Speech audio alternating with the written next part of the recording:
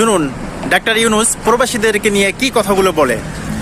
অনেক দিন পর এই কথাগুলো শুনে অনেক ভালো লাগলো এবং আসলে গর্বে মন ভরে যায় যে আমাদের প্রবাসীদের পাশে দাঁড়ানোর জন্য একজন ডাক্তার ইউনূস আছে। শোনেন তার কথা কি বলে। আমাদের বন্ধু বিদেশে থাকে, তার কিছু বাজে অভিজ্ঞতা আমার সাথে শেয়ার করেছে।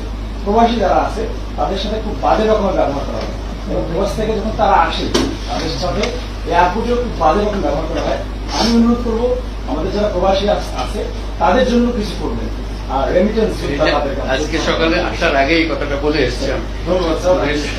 এইটাই প্রবাসীদের ব্যাপারে তাদেরকে সম্মাননার সঙ্গে আনতে হবে, তাদের সম্মাননার সঙ্গে পাঠাতে হবে। তাদের টাকায় আমরা চলি আর তাদেরকে আমরা হেনস্থা করে যেন সে অপরাধ করছে।